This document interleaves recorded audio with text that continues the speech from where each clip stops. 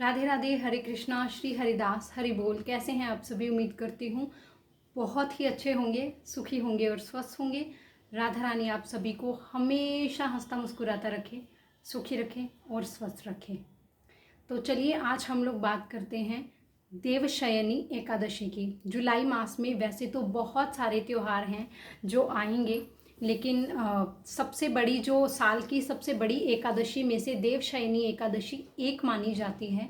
यानी जो भी साल की सबसे बड़ी एकादशियां आती हैं उनमें से ये जुलाई मास में आने वाली देवशयनी एकादशी, जो कि आषाढ़ मास में शुक्ल पक्ष में आती है, ये भी बड़ी एकादशी के रूप में ही मनाई जाती है। और इस दिन दान करने का, धूप दीप करने का, परमात्मा का भजन करने का, भक्ति करने का बहुत महत्व है। ऐसा माना जाता है कि इस दिन जो भी आप दान पुण्य करते हैं, परमात्मा की भक्ति करते हैं, आप जो भी पुण्य क्रम करते हैं, उनका फल हमें हमेशा कई गुना ज़्यादा होकर मिलता है। इसीलिए इस दिन दान पुण्य करने को और पुण्य क्रम करने का बहुत ही फल माना जाता है।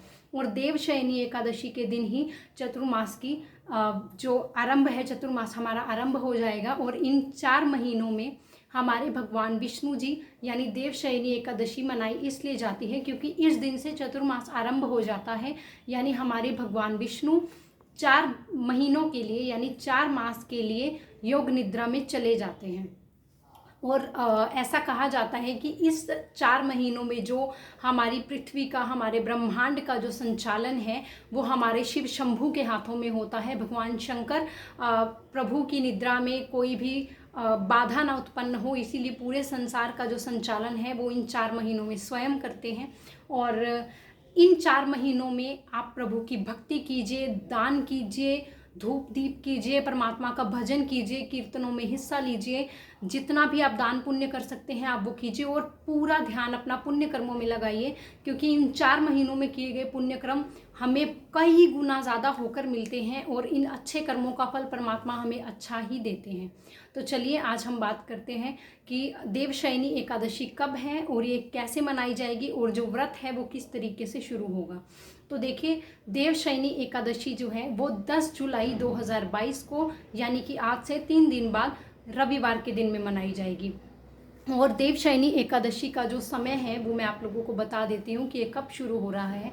देखिए, देवशयनी एकादशी 9 जुलाई को शाम को आरंभ हो रही है 16:39 पर। यानी अगर हम इसे जो 12 घंटे के समय के अनुसार देखें तो 4 बजकर शाम को 39 पर, 4:39 PM पर ये शुरू हो रही है।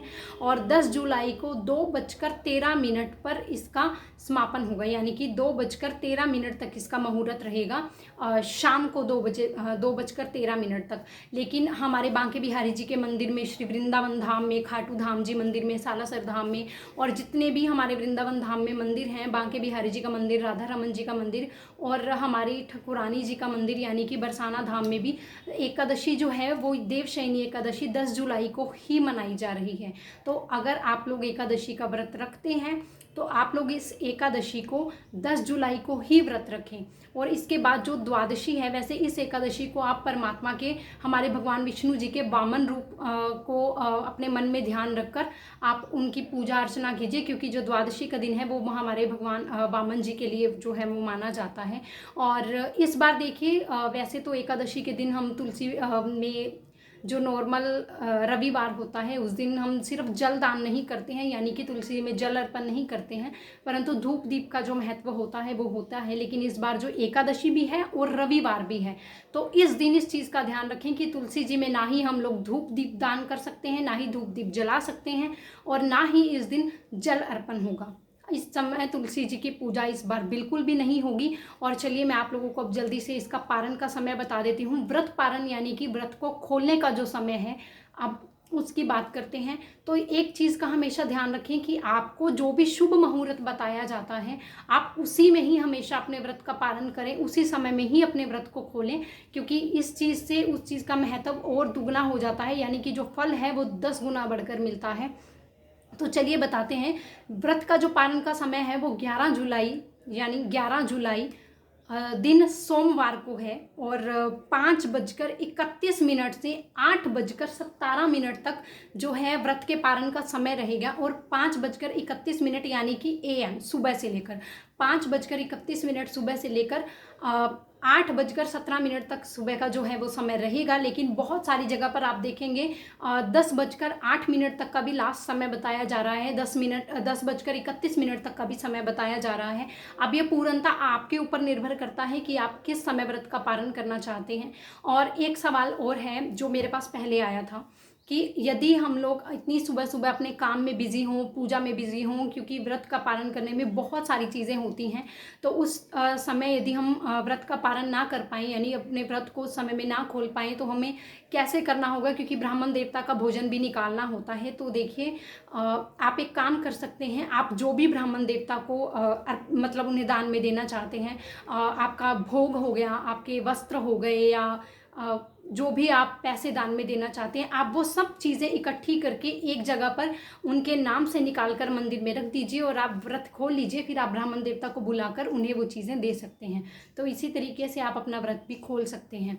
तो आई होप आप लोगों को ये वीडियो अच्छी लगी होगी। तो व्रत कीजिए, इस दिन के व्रत का फल बहुत बढ़कर होता है, आपकी इच्छाओं की पूर्ति होती है। सो देवशयनी एकादशी सभी एकादशियों में से भी बहुत बड़ी एकादशी मानी जाती है। सो बहुत बड़ा दिन है।